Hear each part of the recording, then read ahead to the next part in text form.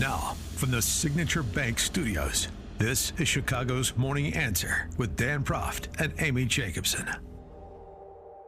Only the biggest stories, only the biggest guests, and only the biggest opinions. This is AM 560, The Answer.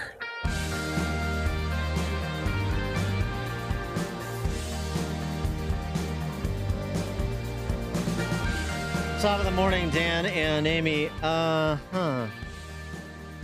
Jake from the State Department announced last week Penny Pritzker is back in the game. She is. Penny Pritzker is going to lead Ukraine's economic recovery. Just as I saw Zelensky was dining with Ken Griffin and other billionaires, I guess, trying to get whatever he can from them that he can't get from the United States taxpayer. Let me guess, he was wearing army green color. Never takes it off. Penny Pritzker is going to manage Ukraine's economic recovery. Well, they are Ukrainian, because Pritzker mentions that all the time. My grandfather was a Ukrainian Jewish man who came to this country. Penny Pritzker was also a principal at Superior Bank. You may recall this when she was leveled up to be Commerce Secretary under President Obama, Joe Obama terms 1 and 2 during that period. And she was essentially the finance chairman of Obama's political career, starting in the state Senate to U.S. Senate to president. Superior Bank failed in 2001, taken over by the government. Superior paid the bank $460 million over 15 years. That was the deal to avoid litigation and to try to insulate the Pritzker reputation as much as possible. Failure left about 1,400 depositors out, about $15 million. And Superior Bank's failure, where she was the CEO for a time and then she was on the board. 2002 report by the GAO found that the primary responsibility for the failure of Superior Bank resides with its owners and managers. Its strategy resulted in a high concentration of extremely risky assets. The high concentration of risky assets and the improper valuation of these assets ultimately led to Superior's failure. That's the woman who's going to rebuild Ukraine from the bottom up. Okay. Sure. I'm sure Jamie Dimon and other Wall Street titans will assist the effort. You know, the patriots that they are. For more on this, pleased to be joined by Don Boudreaux. He's an American economist, author, professor, co-director of the program on the American economy and globalization at the Mercatus Center. That's at George Mason University. He joins us now. Don, thanks for being with us. Appreciate it. Always a pleasure. You guys in Illinois are really lucky. You've populated with superheroes. You have a mayor who can now run grocery stores. Mm-hmm. Yeah. I mean, it's just amazing the talent that's in that state. We do have an unbelievable concentration of talent. It sort of defies the odds, really. And they're all in politics. You know, it's astonishing. Yeah. Mm-hmm. Well, that's where the money is, it turns out. They may be sinister, but they're not foolish. Some bring it and make more, and some bring none of it and make it. But it's a lot of money to be distributed when you've got, more units of government than any state in the nation. That's a lot of opportunity for grifting, and there are a lot of opportunists here. Penny Pritzker at the top of the list. But, this is the whole thing, too, about, tell me again about the war effort and these blank checks that a large percentage of both parties want to write Ukraine, even as Poland, by the way, is pulling back. I thought Poland is going to be one of the next dominoes that falls, but apparently they don't believe so. So I'm just this is the whole. Even if it's you want to repel an invasion by a dictator like Putin's invasion, then you have all these complications that these kleptocrats just make it impossible to feel good about. Well, yeah. I mean, Putin's invasion is unquestionably an evil deed. My position has always been, I'm not a specialist in foreign policy, but my position has always been that the U.S. government should be really, really prudent before it gets involved in any sort of foreign affairs. I mean, I'm just old enough to remember Vietnam and what a mess that was. I was still a young man at the time. And so I do worry about the arrogance that people have about the ability of American arms and American dollars to somehow magically turn things around. But my bottom line conclusion on this is it's very complicated, and I think we should have more humility about it. Well, did you watch the 60 Minutes piece last night where they talked about where the actual money is going to, and we've given them $70 billion, and most of it's going to fund and pay the salaries for Ukrainian first responders and for the people that are in charge of the search dogs. Yeah, I mean, it's hard to track when you look. It's hard to track money inside of the city of Chicago. Yeah, no kidding. How difficult is it to track American taxpayer money when it's going to a foreign country? You just have to expect that things like this are going to happen. Well, yeah, but we need more first responders here in Chicago. Just the whole thing. Everything is a Marshall Plan. We need a Marshall Plan to rebuild. We hear this all the time in Chicago. Marshall Plan for the South and West Sides. We need a Marshall Plan for this. We need a Marshall Plan for Ukraine. We need a Marshall Plan for Haiti. Everything's a Marshall Plan. I mean, it's just we got into supporting the Ukrainians to repel the Russians, and okay, I can appreciate that. I agree with you, of course. The invasion was an evil act. But now we're going to have our industrial policy experts, alleged as they are, they're going to go and marshal the rebuilding of Ukraine's economy. I mean, that sounds like, oh, that's a wonderful thing, but I mean, as you say, come on. It's not going to work. It's not going to work, by the way, no matter whose money is spent to do it.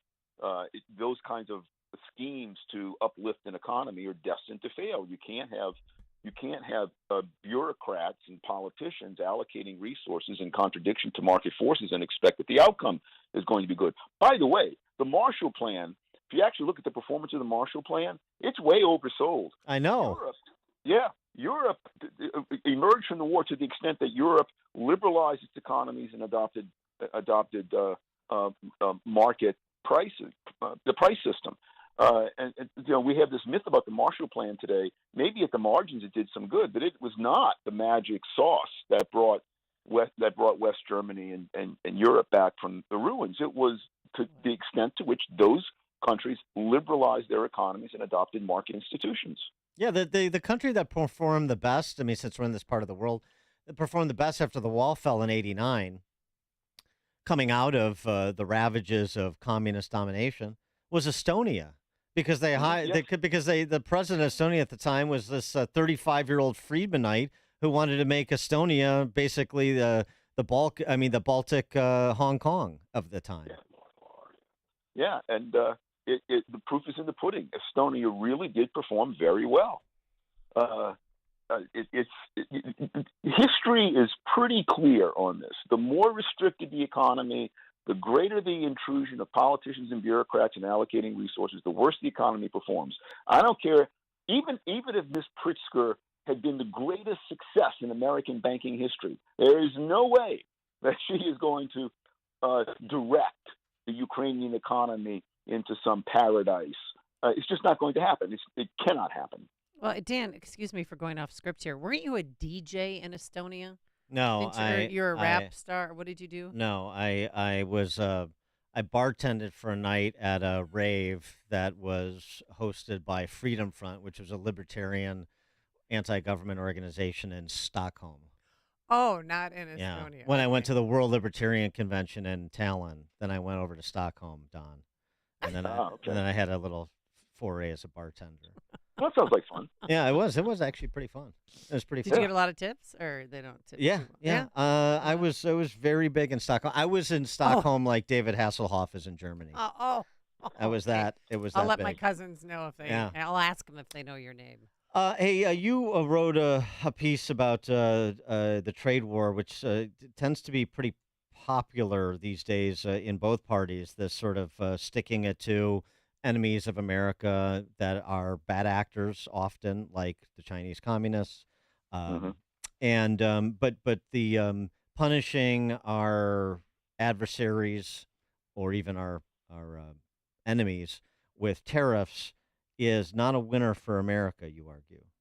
That's exactly right. This is a piece that Phil Graham and I had in Wall Street Journal a few weeks ago. If tariffs are paid by American tariffs are paid by Americans, by and large. It does impose some harm on foreign countries. They're able to sell us fewer things, but the very reason they're able to sell us fewer things is because the tariffs artificially raise our cost of living by raising the prices of the things that we get to consume. And so the main effect of tariffs is to immediately reduce the standard of living of Americans. And this is what happened with the Chinese tariffs. If in that piece we had this, and I double checked it with the data. Trump's steel tariffs and aluminum tariffs were designed to protect jobs in those industries. Combined, those industries, when those tariffs were imposed in 2018 and 2019, had about 168,000 workers in America because it's also mechanized. The number of workers in American industries that use steel and aluminum was about 36 workers for every one worker who actually work at producing steel and aluminum. And so what about those workers? They're unseen. And so because the price of steel and aluminum was increased due to these tariffs, the cost of operating the factories in America that use steel or aluminum as inputs, that went up. That reduced wages or reduced some employment in those industries. The effect on manufacturing employment was very, very modest. And after the tariffs started to take effect, the actual effect on manufacturing output was lower in America. Manufacturing output was lower at the very start of the pandemic. It was lower well into the pandemic, but let's forget about the pandemic. It was lower at the start of the pandemic than it was at the time the Trump tariffs were announced. It did not increase output in America's overall manufacturing sector, and it no doubt in my mind, and there's some evidence for this, and no doubt in my mind, pushed down real wages, made real wage growth lower than it would otherwise have been. There's this interesting paper on 50 years of industrial policy. These two eggheads from the Peterson Institute looked at 18 U.S. industrial policy episodes implemented between 1970 and 2020, and they sort of categorized what the different industrial policy gambit was intended to do. And what they concluded was that the effect on they looked at the effect on U.S. competitiveness in global markets, whether the annual cost per job saved or created in the sector was reasonable, and whether support advanced the technological frontier. And what they essentially found is that import protection does not create a competitive U.S. industry. It imposes extreme costs on household and business users per job year saved. Trade policy concentrated on opening markets is a better bet, and designating a single firm to advance technology yields inconsistent results. They said among the 18 cases, the incidents with the incident or the episode with the most return, the best record, was DARPA, the Defense Advanced Research Projects Agency. But I mean, that was more general. That really wasn't directed at a particular industries. Yeah, right. So I mean, it's all these sort of things that you would expect. I mean, I don't really understand to some extent what we're arguing about here, because like their conclusions, they take a long time to get there, but their conclusions are what you would expect if you passed an Econ 101 course. Absolutely. And it's what you would expect if you had read similar studies that were done in the 1980s when there was the last time a fever in the U.S. for industrial policy. People studied it back then. By the way, one of the people back in the 1980s or even 70s who was studying industrial policy was Charles Schultz, who was a Democratic, he's an economist, very good economist, but he was in the Carter administration, so he was no Republican. And he came to the same conclusion. Anyone who knows any economics or who knows any economic history knows that these industrial policies never, ever, ever improve the economies that they are supposed to improve. They worsen the economies. They may, in some instances, help particular industries, but so what? The object is to improve overall standards of living, overall economic mobility, overall growth in wages and incomes. Industrial policies simply fail to do that again and again and again. He is Don Boudreaux, an American economist, author, professor, co-director of the program on the American economy and globalization at the Mercatus Center. That's at George Mason University. Also catch his work at Cafe Hayek, the blog Cafe Hayek. Don Boudreaux, thanks as always. Appreciate it. Thank you. Thank you. And he joined us on our turnkey.pro answer line. Listen to podcasts of Dan and Amy from the AM 560 mobile app. Download it today at 560theanswer.com/mobile. I'm Scott, the owner of Solid Fire Pits. When I began welding my custom-made fire pits for friends and family, I shared them on TikTok because I was just so proud of them. Check it out. That's beautiful. I posted every new fire pit design and more people kept ordering, from 26 states and counting. Then on my birthday, I had my best sales ever. Now how can the universe beat that? Solid Fire Pits is just one of the 5 million U.S. businesses that rely on TikTok every day. TikTok sparks business.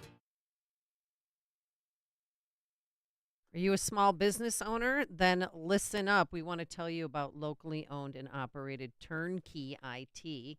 Does your business have a problem that needs fixing? Whether you need to